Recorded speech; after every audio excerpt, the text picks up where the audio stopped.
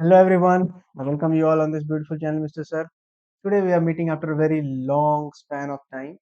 There are some issues, that's why I was not able to make videos for you. So from today we'll start with.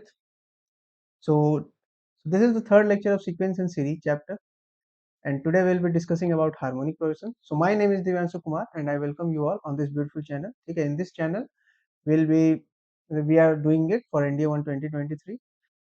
Things are very vast, so we are trying to find out some better way so that we can complete the syllabus in the given span of time. So let's start with the topic. Let's not waste much of our time. ठीक है, एक छोटी सी एक ये lecture होगा हमारे लिए, तो इसको हम स्टार्ट करते हैं। तो आज का हमारा लेक्चर है सीक्वेंस एंड सीरीज का लेक्चर थर्ड, जो बेस्ड होगा किस पे, हार्मोनिक प्रोग्रेशन पे। ठीक है, वैसे तो this is not very very important. ठीक है, वेरी इंपॉर्टेंट तो ये नहीं होता है, क्योंकि रेयरली वन या टू क्वेश्चंस कभी कभी मिल जाते हैं हार्मोनिक प्रोग्रेशन के, जस्ट टू चेक। ठीक है, जस्ट थोड़ा ये चेक करने के लिए आता है कि ये whether this is harmonic progression of not, बस इतना ही होता है इसमें, ज्यादा स्ट्रेस अगेन नहीं लेना है। और चलिए आगे बढ़ते हैं। तो first of all see what we have studied till now. हम लोगों ने अभी तक क्या क्या पढ़ लिया है। ऐसे हम लोगों ने एपी पढ़ लिया, जीपी पढ़ लिया। ठीक है, now we are on the way to study harmonic progression. तो when we have learned AP, तो एपी में हमने बेसिक, सबसे बेसिक चीज क्या पढ़ी एपी में। ठीक है, एपी भी हम लोग क्या करते हैं, एक सीक्वेंस का ही निकालते हैं। ठीक है, जीपीवी क्या है, एक सीक्वेंस ही है। ठीक है, अब इसी में हम कुछ एक सीरीज की भी बात करेंगे। तो सीरीज की बात मैंने पहले फर्स्ट लेक्चर में बताई थी कि सीरीज वही होता है जब सीक्वेंस को हम क्या कर दें, ऐड या सब्ट्रैक्ट कर दें। ठीक है, किसी भी सीक्वेंस को हम ऐड या सब्ट्रैक्ट करते हैं तो उसको हम क्या बोलते हैं, सीरीज बोलते हैं। ठीक है, actually everything is a sequence. जब हम एपी की बात करें, हम जब एपी की बात करें या जीपी की बात करें, तो वो सब क्या है, एक सीक्वेंस ही है। ठीक है, all this things are a sequence. तो बस हार्मोनिक प्रोग्रेशन, तो again this progression what is coming, यानी कि ये भी क्या है, एक ऐसा सीक्वेंस है जो प्रोग्रेस कर रहा है। ठीक है, इन सम मैनर और दी अदर, किसी भी मैनर में ये क्या हो रहा है, प्रोग्रेस कर रहा है। ठीक है, तो ये भी एक क्या होगा, टाइप ऑफ सीक्वेंस। ठीक है, टाइप ऑफ सीक्वेंस होगा। ठीक है, तो चलिए हम स्टार्ट करते हैं। ये बहुत छोटा सा लेक्चर होने वाला है, 20 से मतलब 15 से 20 मिनट का होगा, ज्यादा नहीं होगा। ठीक है, इसके बाद हम विल ट्राई कि हम लोग हर चैप्टर का वन शॉर्ट वीडियो ले आए, ताकि ये समय पे हम चीजों को खत्म कर पाए। चलिए स्टार्ट करते हैं, let's not waste much of our time and let's start with the topic. देखिए, फर्स्ट ऑफ हमारे यहाँ पे फर्स्ट स्लाइड में है कि what is harmonic progression, HP क्या होता है। ठीक है, व्हाट इज हार्मोनिक प्रोग्रेशन। तो देखिए यहाँ पे एक मैंने ये मतलब मैं लिखा तो नहीं हूँ, ठीक है, क्योंकि लिखना ऑब्वियसली थोड़ा हार्ड था और ऊपर से थोड़ा टाइम कम था और बहुत दिन से वीडियो नहीं बनाया था, तो इसलिए मैंने इसको जल्दी में ले लिया। ठीक है, दैट्स नॉट द कंसर्न। ठीक है, द कंसर्न इज कि आप समझ लो कि what is the concept behind it. Now see, HP क्या है, एक सीक्वेंस है ना। एचपी भी एक सीक्वेंस है। ठीक है, यानी कि कहीं ना कहीं क्या होगा, टर्म्स होंगे इसके पास बहुत सारे। तो ये होता है कि एक सीक्वेंस है हमारे पास ऑफ नॉन जीरो नंबर। ठीक है, अब क्यों नॉन जीरो नंबर लेते हैं उसका भी मैं यहाँ पे बताऊंगा अभी। ठीक है, कि यहाँ पे नॉन जीरो नंबर्स को हमने स्पेसिफाई क्यों किया है, क्यों, why this basically we have written, क्योंकि अभी तक हमने एपी और जीपी में तो ऐसा कुछ नहीं लिखा था, यहाँ पे हमने एकदम स्पेशली नॉन जीरो नंबर्स क्यों लिखे हैं, तो उसका भी रीजन है, भी बताऊंगा। ठीक है, first of all let's see what is it, a sequence a1 a2 to an। ठीक है, ऑफ नॉन जीरो नंबर, मतलब ये जो सीक्वेंस है इसमें जितने भी टर्म्स है सब क्या है, नॉन जीरो नंबर है, मतलब जीरो कोई भी, is called a harmonic progression. तो इसको हम तभी हार्मोनिक प्रोग्रेशन बोलेंगे जब इस सीक्वेंस के हर एक टर्म का हम क्या निकालें, रेसिप्रोकल निकालें। ठीक है, इस सीक्वेंस के हर एक टर्म का हम क्या निकाले, reciprocal. Now I think reciprocal का मतलब तो आपको पता होगा, if we are given with number two, इसका रेसिप्रोकल हो जाता है वन बाई, इतना तो आपको पता ही होगा। तो इसके हर एक, सॉरी मैं इधर कोशिश करता हूँ मैं इधर नहीं लिखूं, क्योंकि यहाँ कहीं मेरा ऐसे ये आ रहा होगा, ये इतने दूर में मेरा ये आ रहा होगा, इसलिए मैं इधर नहीं लिखूंगा, इधर लिखता हूँ। ठीक है, तो बेसिकली, ठीक है, बेसिकली क्या है ये, रेसिप्रोकल का मतलब समझ में आता है। तो हर एक टर्म का अगर हम रेसिप्रोकल निकालें, जैसे a1 a2 a3, अगर मेरे पास एक सीक्वेंस है और उसके अगर हर एक टर्म्स का हम रेसिप्रोकल निकालें, तो ये जो रेसिप्रोकल निकलने के बाद, उसका रेसिप्रोकल के बाद का जो मेरा सीक्वेंस होगा ना, वो अगर एपी में हो, ठीक है, वो अगर एपी में हो, तो उसको हम क्या बोलते हैं, हार्मोनिक प्रोग्रेशन बोलते हैं। ठीक है, क्या हो गया, उसके टर्म्स का, ठीक है, टर्म्स का अगर हम रेसिप्रोकल निकाल दें, ठीक है, और वो अगर रेसिप्रोकल से बना सीक्वेंस एपी में हो, then that is called as harmonic progression. ठीक है, तो वो जो सीक्वेंस होगा उसको हम क्या बोलेंगे, हार्मोनिक प्रोग्रेशन बोलेंगे। ठीक है, हार्मोनिक प्रोग्रेशन बोलेंगे। ठीक है, अंडरस्टूड। तो यही हमारे साथ ऐसा ही होता है। ठीक है, हमारे यहाँ ऐसा ही होता है। ठीक है, एचपी है तो एचपी के यहाँ ऐसा ही होता। चलिए आगे बढ़ते हैं।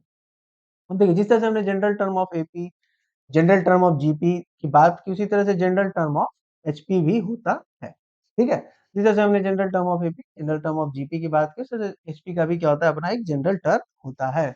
ठीक है, तो देखिए एनएच ऐसे भी ये सब उतना जरूरी नहीं था, मैं बार बार यही चीज बोलूंगा। ठीक है, एनडीए के एस्पेक्ट से ये बिल्कुल भी इंपॉर्टेंट नहीं है। ठीक है, बिल्कुल भी इंपॉर्टेंट नहीं है। ठीक है, absolutely this is not very very important. ठीक है, तो देखो nth टर्म ऑफ एचपी अगर है मेरे पास, ठीक है, अगर हमें nth टर्म ऑफ एचपी निकालना है तो ये देखिए यहाँ पे मैंने लिखा है। ठीक है, यही होता है। ठीक है, ये 1/1 plus n-1 into 1/a2 - 1/a1। ठीक है, अब ये तो आपको समझ में आ गया होगा कि ये 1/a2 - 1/a1 क्या है, ये है डी, यानी कि common difference of resulting sequence. ठीक है, यानी कि जो सीक्वेंस एपी में है। ठीक है, रिजल्टिंग सीक्वेंस यानी कि रेसिप्रोकल निकालने के बाद जो ये मान लीजिए, देखिए रेसिप्रोकल है ना, 1/a1 1/a2, इसका जो डी है उसको हम क्या कर रहे हैं, यहाँ पे लिख रहे हैं, दैट्स एक्चुअली दैट। ठीक है, और ये n-1 क्या हो सकता है, n-1 यानी कि ये n। ठीक है, इस टर्म कौन सा nth टर्म हम निकाल रहे हैं, और ये 1/a1 यानी कि ये हमारा फर्स्ट टर्म उसका। ठीक है, फर्स्ट टर्म। ठीक है, बस यही होता है। ठीक है, इतना ही होता है। ठीक है, अब इस तरह से nth term from the and निकालना है तो यहाँ पे हम क्या कर लेंगे, last term minus n-1 into that D, that D. ठीक है, दिस डी। ठीक है, अंडरस्टूड। तो यही होता है। ठीक है, मैं बेटर यही बोलूंगा कि इस पे आप ज्यादा अपना टाइम वेस्ट ना करो तो बेटर है। ठीक है, बट फिर भी आप सिलेबस में है तो पढ़ाना तो है, मैं बस ऐसे बता रहा हूँ। ठीक है, बट ज्यादा स्ट्रेस बिल्कुल भी नहीं लेना है। ठीक है, अब यहाँ पे देखिए छोटे छोटे दो छोटे छोटे पॉइंट दिया हुआ है, minus of T N plus 1/t-n, t-n में ना nth term from the end is equals to 1/n plus 1/n। हम जब इन दोनों को क्या करेंगे, माइनस करेंगे तो ये हमें मिलेगा। ठीक है, हाँ। अब देखिए any term of HP can not be zero, ये क्यों लिखा हुआ है यहाँ पे भी, देखिए यहाँ पे भी ये क्या लिखा था, नॉन जीरो नंबर्स लिखे थे, ये क्यों लिखे थे। Now are basic question is that, हमारा क्वेश्चन यही है कि ये नॉन जीरो क्यों है। Obviously because reciprocal of zero. ठीक है, जब हम जीरो का रेसिप्रोकल निकालते हैं दैट इज एक्चुअली अनडिफाइंड। ठीक है, रेसिप्रोकल ऑफ जीरो जब हम निकालते हैं दैट इज एक्चुअली अनडिफाइंड। ठीक है, वो क्या होता है, अनडिफाइंड होता है हमारे पास। इसीलिए हम लोग यहाँ पे स्ट्रिक्ट कर देते हैं कि जब भी एचपी है तो वहां पे कोई भी टर्म क्या होगा, जीरो नहीं होगा। ठीक है, जीरो नहीं होगा। मैं थोड़ा पेन चेंज करता हूँ, डेली रेट से ही तो लिख रहा हूँ यार, ब्लैक। चलो, ठीक है, तो ये एक चीज आपको याद रखनी है, समझना है, बस बेसिक सी चीजें हैं।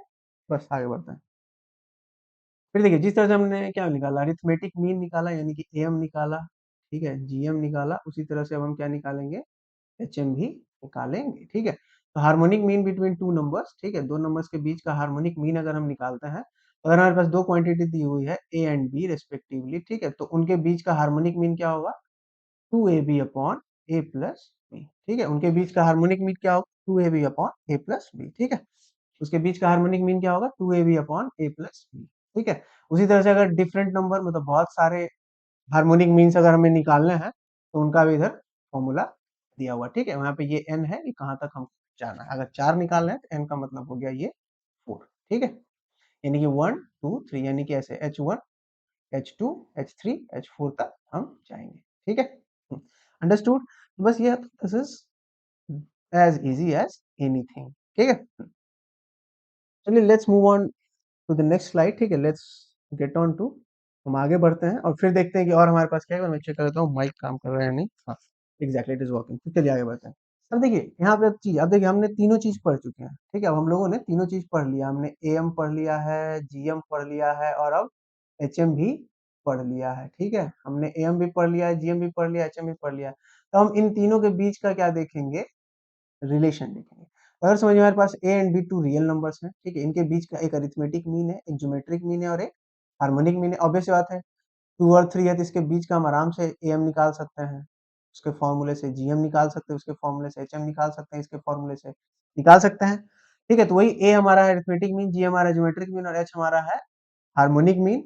ए क्या होगा, ए प्लस बी बाई टू, जी क्या होगा, अंडर रूट ए बी, और एच क्या होगा, 2ab अपॉन ए प्लस बी। अभी हमने देखा यही हमारा क्या होता है, इसका फॉर्मूला होता है। ठीक है, यहाँ पे ये दिया हुआ है कि कंडीशन है। ठीक है, ये एक छोटा हुआ है यहाँ पे, ये इक्वल्स टू भी होता है। ठीक है, यहाँ पे ये है कि arithmetic mean is greater than equal to geometric mean is greater than equals to harmonic. ठीक है, हाँ, ये आपको ये एक रिलेशन याद कर सकते हैं, कभी डायरेक्ट क्वेश्चंस में ये आ जाता है। ठीक है, कभी ये डायरेक्ट क्वेश्चंस में आ सकता है, आने का चांस रहता है, ठीक है। और इसमें एक दिया हुआ है कंडीशन, ये G square is equals to A into H, ठीक है। अगर हम अरिथमेटिक मीन और हार्मोनिक मीन को क्या करें, मल्टीप्लाई कर दें, तो वो किसके, इसके स्क्वायर के, सॉरी सॉरी ये अरिथमेटिक मीन और हार्मोनिक मीन को मल्टीप्लाई कर दें, तो वो इसके जी के स्क्वायर के इक्वल आएगा, ठीक है। जी के मतलब ज्योमेट्रिक मीन के स्क्वायर के इक्वल आएगा, ठीक है। चलिए हम आगे बढ़ते हैं। अब देखिए यहाँ पे एक चीज है, अरिथमेटिको ज्योमेट्रिक मीन, ठीक है, यानी कि इसमें अरिथमेटिक प्रोग्रेशन एपी भी आएगा और जीपी भी आएगा। तो बस एक बेसिक सी चीज यहाँ पे समझनी होती है। देखिए एपी में हमारे पास क्या होता है, कॉमन डिफरेंस होता है। जीपी में हमारे पास क्या होता है, कॉमन रेशियो होता है कि नहीं होता है। बहुत ही बेसिक सी चीज है, ज्यादा माथा लगाने की जरूरत नहीं है इसमें, 20 मिनट 50 मिनट खर्च करने का कोई जरूरत नहीं है। देखिए एपी में क्या है, मेरे कॉमन डिफरेंस होता है, जीपी में हमारे पास क्या होता है, कॉमन रेशियो होता है। यानी कि अब हमारे पास एक ऐसा प्रोग्रेशन होगा जिसमें ये दोनों होगा, डी भी होगा और आर भी होगा, ठीक है, डी एंड आर बोथ होंगे, ठीक है। अब हमारे पास एक ऐसा प्रोग्रेशन है जिसमें डी भी है और आर भी है, तो वही देखिए यहाँ पे दिया हुआ है, series in the form of A plus D into R, A plus two D into R square, यानी कि इसे देखिए एपी भी बन रहा है और साथ साथ में वो जी भी बन रहा है। जैसे देखिए एपी का बेसिक टर्म क्या है, तो सॉरी जनरल टर्म हम क्या लिखते हैं, ए प्लस डी, ए प्लस टू डी, ए प्लस थ्री डी। जीपी को हम कैसे लिखते हैं, A R square, A R cube, ठीक है।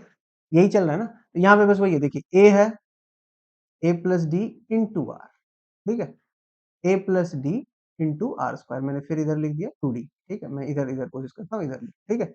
बस वही होता है, इसी को हम लोग अरिथमेटिको ज्योमेट्रिक सीरीज सॉरी प्रोग्रेशन बोलते हैं, ठीक है। इसी को हम लोग अरिथमेटिको ज्योमेट्रिक प्रोग्रेशन बोलते हैं, ठीक है। और इन्हीं के हर टर्म्स को अगर ऐड कर दिया जाए, ठीक है, इन्हीं के हर टर्म्स को अगर ऐड कर दिया जाए तो वो बन जाता है अरिथमेटिको ज्योमेट्रिक सीरीज। वो क्या बन जाता है, अरिथमेटिको ज्योमेट्रिक सीरीज, ठीक है। वो क्या बन जाता है, अरिथमेटिको, नहीं ये पेन उतना अच्छा नहीं लग रहा, नहीं अच्छा पेन आओ यार। इसको हम लोग क्या बोलते हैं, अरिथमेटिको ज्योमेट्रिक सीरीज बोलते हैं, ठीक है। तो बस हम क्या कर देंगे, ऐड कर देंगे sum of N terms of an arithmetico geometric series, तो इसका सम ये, ठीक है, A upon one minus R plus D R into one minus R to the power N minus one, one minus R का whole square, ठीक है, minus A plus N minus one into D upon sorry into R to the power N upon one minus R, ठीक है। ये इतना लेंदी है, इसीलिए मैं तो मतलब मैं तो यही सजेस्ट करूंगा कि आप याद मत ही करो तो ज्यादा बेटर है आपके लिए, ठीक है। But well this is in syllabus, that is why पढ़ना पड़ता है, but that's not that much necessary, ठीक है। अब हो सकता है कि आप लोगों में बहुत लोग कुछ बोल भी दें कि नहीं, मतलब ऐसा होता है, बहुत सारी चीजें बहुत सारी बातें होती हैं, बट ठीक है, जाओ एग्जाम दो यार, दुनिया बहुत बड़ी है, ठीक है। बहुत जगह पे बहुत लोग बहुत कुछ बोलते हैं, बट रियलिटीज की ये उतना इंपॉर्टेंट नहीं होता है, ठीक है, ये सब उतना पूछा नहीं जाता है। मेरे हिसाब से मैंने जितना एग्जाम दिया है अरिथमेटिको ज्योमेट्रिक प्रोग्रेशन, इस पे तो एक भी क्वेश्चन आज तक बने नहीं है, मैंने जितने एग्जाम दिया। और अगर बनते भी हैं तो that's not that much necessary ना, you do not have to score, you do not have to tick every answer, every 120 answers तुम्हें टिक करने जरूरी नहीं होते हैं जेंटलमैन, तो बस आगे बढ़ो, ठीक है। उसी में सम ऑफ इनफाइनाइट टर्म्स ये है, मैं बेसिकली ये बोलूंगा आप याद मत करो, वेस्ट ऑफ टाइम है, इतना लंबा लेंदी याद करोगे, इस पे जितना देर में आप वैल्यू बैठाओगे रखोगे सॉल्व करोगे, उससे बढ़िया तो स्ट्रेट लाइन से कुछ क्वेश्चन आपसे आसानी से बन जाएंगे, जिसमें formula put sorry options put करके आंसर आते हैं, ठीक है। तो जस्ट यही सब बात है, ठीक है। बट सिलेबस में है तो चल रहा है। इसके बाद हम लोग वन शॉट वीडियोस लाएंगे हर चैप्टर्स की, जो जो चैप्टर मतलब मिसिंग है हमारे, ठीक है। अब ऐसे ही कुछ काम आ गया तो बेसिकली हो नहीं पाया, ठीक है, but will see what we can do, ठीक है। तो चलिए स्टार्ट करते हैं, लेट्स मूव अहेड, ठीक है, थोड़ा सा अहेड मूव करते हैं हम लोग, ठीक है, बढ़ते हैं आगे, ठीक है, वीर तुम बढ़े चलो। अब देखिए अब हम बात करते हैं कुछ स्पेशल सीरीज की। अब देखिए first of all tell me what a series is, series क्या होता है, ठीक है, सीरीज क्या होता है। तो देखिए जब हमारे पास कोई सीक्वेंस है, ठीक है, इस सीक्वेंस को हम ऐड या सब्ट्रैक्ट कर दें, ठीक है, इस सीक्वेंस को हम ऐड या सब्ट्रैक्ट करते हैं, इसी को हम क्या बोलते हैं, सीरीज बोलते हैं, इसी को हम क्या बोलते हैं, सीरीज बोलते हैं, ठीक है। यानी कि हमारे सीक्वेंस को, कोई भी सीक्वेंस मेरे पास दिया हो उसको हम ऐड या सब्ट्रैक्ट कर दें तो वो क्या बन जाता है, सीरीज बनता है। तो यही हमारे पास कुछ स्पेशल सीरीज है, ठीक है। अब ये स्पेशल सीरीज क्या हो सकते हैं, स्पेशल सीरीज होता है जैसे देखिए एन नेचुरल नंबर्स, ठीक है, एन नेचुरल, मैं ऐसे लिख दे रहा हूँ, ठीक है, एन नेचुरल नंबर्स हो सकते हैं, square of N natural numbers हो सकते हैं, ठीक है, squares of N natural numbers हो सकते हैं, cubes of one N natural numbers हो सकते हैं, ठीक है। तो these are all some special. देखिए स्पेशल मतलब देखिए आपकी लाइफ में कोई ना कोई स्पेशल होगा। ऐसा हो सकता है कि बहुत बहुत लोगों के लाइफ में उनकी मदर जो होती है बहुत एक स्पेशल प्लेस होल्ड करते हैं। तो स्पेशल क्या होता है कि कुछ ना कुछ क्वालिटी है। अब हम सबको स्पेशल अपनी लाइफ में नहीं बना सकते, नहीं बना सकते ना। कुछ तो है, कुछ ऐसा रिलेशन है, कुछ ऐसा अनकंडीशनल रिलेशन है जो कैरी करते हैं हम किसी के साथ। तो वो वहाँ पे क्या हो जाता है, वो आदमी हमारे लिए बहुत ज़्यादा स्पेशल होता है। इसी तरह से सीरीज़ में भी है, ठीक है? ये स्पेशल सीरीज़ की जब हम बात कर रहे हैं तो क्या होता है कि वो कुछ तो ऐसा क्राइटेरिया वो लेके चल रहा है, ठीक है? यहाँ पे हमें कुछ तो पहले से उसके बारे में पता है, ठीक है? अब से when we talk about N natural numbers तो हमें पता है कि व्हाट आर नेचुरल नंबर्स, ठीक है? हम उनको ऐड करते हैं, ऐड कर सकते हैं। 2-3 नेचुरल नंबर दे दिया तो आराम से ऐड कर लेंगे, है कि नहीं? ये नेचुरल नंबर्स के बारे में हम जानते हैं, उनके स्क्वायर्स के बारे में हम जानते हैं। हाँ, ठीक है, बहुत लेंदी स्क्वायर्स है तब उसके बारे में नहीं जानते, बट जो छोटे-छोटे नंबर्स हैं उनके बारे में तो हम जानते हैं ना। बस इन्हीं को डिराइव करने के लिए फॉर्मूला बना दिया गया है, ठीक है? और इसका यूज़ हम लोग आगे करते हैं, ठीक है?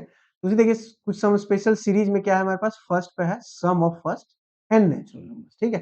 तो इसका आप बहुत बचपन से पढ़ते आ रहे हैं, N into N plus one upon two, यही होता है हमारा इसका फॉर्मूला, ठीक है? Sum of squares of N natural numbers क्या होता है, N into N plus one into two N plus one upon six, ठीक है? और sum of cubes of N natural numbers क्या होता है, N into N plus one upon two का होल स्क्वायर, ठीक है?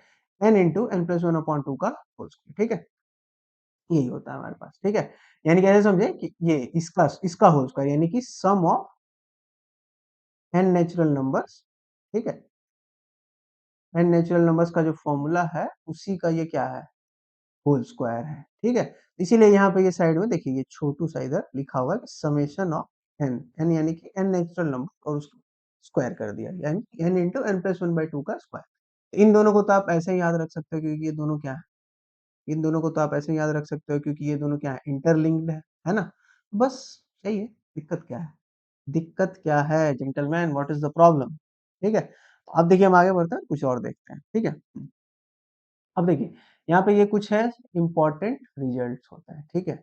कुछ इंपॉर्टेंट रिजल्ट्स होते हैं, ठीक है, जिसके बेस पे कभी कभी कुछ क्वेश्चंस पनप जाते हैं, ठीक है, कुछ क्वेश्चंस पनप जाते हैं, ठीक है? तो बस आपको इन चीजों को ध्यान में रखना है। जैसे देखिए sum of cubes of N natural number is divisible by sum of natural numbers, वो तो आपको यहीं पे पता चल चुका है। क्यों? क्योंकि इसी का तो स्क्वायर है क्यूब, इसी का तो स्क्वायर है क्यूब, तो ऑब्वियस सी बात है ना, दिस अपॉन दिस हम करेंगे, ठीक है, यानी कि 3 अपॉन 1 करेंगे तो ऑब्वियस सी बात है that will be divisible by 1। बस इसी चीज को यहाँ पे वो क्या किया है, पॉइंट में लिख दिया है। तो point to be noted my Lord, ठीक है, पॉइंट टू बी नोटेड। यहाँ पे इस पॉइंट को हम नोट कर सकते हैं, ठीक है? अब देखिए यहाँ पे एक और हमारे पास एक स्पेशल सीरीज ऐसे ऐसे क्वेश्चंस में आ जाते हैं जिसको आप डायरेक्टली बना सकते हैं, ठीक है? यहाँ पे देखिए क्या है, 1 अपॉन 1 इंटू 2 है, फिर ये 2 इंटू 3 है, फिर ये 3 इंटू 4 है। इसको हम अगर बेसिक प्रोसेस से बनाने जाएँ तो ये बहुत लेंदी चला जाता है, ठीक है? बहुत लेंदी चला जाता है, ठीक है? तो हम इसको ऐसे लिखते हैं, ये यहाँ तक ऐसा है, बस हम इसको ऐड करते हैं तो ये 1 n इंटू n प्लस 1 हो जाता है, तो ये इसका बेसिक फॉर्मूला बन जाता है, ठीक है? यही सारी छोटी-छोटी चीज़ें हैं जो आपको याद रखनी है, ये सब याद कर लो तो क्वेश्चंस बनाने आसान हो जाएँगे। जब यहाँ पे 3 नंबर्स है 1 2 3 2 3 4 यानी n n plus 1 n plus 2 है तो उसका फॉर्मूला ये होता है, ठीक है? आप ज़रूर स्क्रीनशॉट ले लो, मैं भी थोड़ी देर में इसको सबको मिटा दूँगा, आप स्क्रीनशॉट ले लेना, ठीक है? फिर अगर ऐसा हो हमारे पास, तो इसका भी एक क्या होता है, फॉर्मूला होता है, ठीक है? ये, तो आप इन सब को मेमोराइज़ कर सकते हो, ठीक है? इन सबको क्या कर सकते हो, मेमोराइज़ कर सकते हो। अब बेसिकली ये सारी चीज़ें तभी समझ में आएगी जब हम क्वेश्चंस करेंगे, तो बस हम क्वेश्चंस भी इसके करेंगे, ज़रूर करेंगे, ठीक है? अब हम सिर्फ क्वेश्चंस ही करेंगे, ठीक है? प्रीवियस ईयर क्वेश्चंस को उठाएँगे हर चैप्टर से और उसको अब हम लगाएँगे, ठीक है? 1 महीने जम के, ठीक है? होली तक थोड़ा बहुत डिस्टर्ब रहेगा, फिर होली के बाद हम लोग जम के करेंगे, ठीक है? मैं इसको थोड़ा यहाँ पे रब कर इरेज़ कर दे रहा हूँ, ठीक है? कहाँ चला गया? आप इसका स्क्रीनशॉट ले सकते हो बिल्कुल, ठीक है? एग्ज़ैक्टली। तो अब हम आगे बढ़ते हैं और हम समाप्ति की ओर हैं बिल्कुल, ठीक है? तो बस आज के लिए इतना ही, ठीक है? That's all for today gentleman and gentle ladies, ठीक है? All of you who are watching my video, ठीक है? So thank you for watching my video, ठीक है? मिलते हैं अगली वीडियो में, कुछ नया आएगा, ज़रूर कोशिश कर रहे हैं कि अब वन शॉट वीडियो ही ला दें क्योंकि ज़्यादा दिन बचा नहीं है एग्ज़ाम्स में, ठीक है? तो कुछ नहीं तो थोड़ा बहुत ही कंट्रीब्यूशन कुछ दे देते हैं, ठीक है? कोशिश है हमारी। तब तक के लिए keep studying and keep working hard, ठीक है? जैसा कि यहाँ पे लिखा हुआ है, ठीक है? देखिए keep studying and keep working hard, ठीक है, एंड थैंक यू ऑल, ठीक है, from the inner core of my heart, ठीक है। इनर, अब कुछ लोगों को कोर की मीनिंग भी पता नहीं होगी, ठीक है, चलिए कोई बात नहीं, डिक्शनरी है, डिक्शनरी तो गूगल है, ठीक है। थैंक यू ऑल, ठीक है, फॉर वॉचिंग माय वीडियो, ठीक है, मिलते हैं अगले लेक्चर्स में, ठीक है, कुछ अच्छा ही अब करेंगे, ठीक है, जो ये चैप्टर थोड़ा बोरिंग था, ठीक है, चलिए कोई नहीं, ठीक है। तो लेट्स स्टार्ट, अगला हम कोशिश करेंगे कि अब वन शॉट ही वीडियो आए, मैट्रिसेस एंड डिटर्मिनेंट्स वगैरह, फिर 2D 3D सब ऐड कर दें, फिर कैलकुलस लास्ट में करेंगे, ताकि अगर डिफरेंशियल कम से कम खत्म हो जाए, तो इंटीग्रल अगर छूट भी जाए तो वो उतना इंपॉर्टेंस मेरे हिसाब से नहीं रखता, अगर आप एक जेई एस्पिरेंट नहीं हो तो। अगर आप एक प्रॉपर इंडिया एस्पिरेंट हो, ठीक है, तो इंटीग्रल कैलकुलस उतना आपके लिए मायने नहीं रखता इंडिया के एग्जाम में, क्योंकि कुछ चीजें उसमें होती है जो बहुत ज्यादा लेंदी होती हैं, जो सीबीएसई के एग्जाम में भी 6 मार्क्स का आता है, और वो यहाँ पे 2.5 मार्क्स का आता है, उसको बनाने में 5 से 10 मिनट लगते हैं। तो उस पे आप टाइम वेस्ट रादर ना करके 3-4 क्वेश्चन इधर से बना लो, ताकि आपको 10 नंबर और आ जाए, ठीक है। बस यही सब चीजें होती है जो एग्जाम में ध्यान देने के लिए होते हैं, कि नॉलेज तो बहुत लोगों के पास बहुत होता है, ठीक है, but it is how you think, it is how you do it, ठीक है। Keep preparing hard, mock test वगैरह लगाओ, हमारा चैनल ज्वाइन करो, टेलीग्राम चैनल, वहाँ पे कुछ दिनों में अप्रैल से मॉक टेस्ट भी आने लगेंगे। तो विल डू एवरीथिंग, ठीक है। फिर हम लोग साइंस के भी अब क्वेश्चंस को मतलब कलेक्ट कर रहा हूँ मैं, ठीक है, हम लोग क्वेश्चन ही इस बार करेंगे, अगली बार से इसके कॉन्सेप्ट बेस्ड फिर लेक्चर्स को लाएंगे, ठीक है। बिकॉज इट्स अ स्टार्ट, और थोड़ा एक्सपीरियंस नहीं है हमें, बिल्कुल मैं इस बात से एग्री करता हूँ, तो it will take some time, so please give us some time and, ठीक है। चलिए मिलते हैं हम अगले वीडियो में, तब तक के लिए पढ़ते रहिए, ठीक है, और बस पढ़ते रहिए, और क्या, चलिए।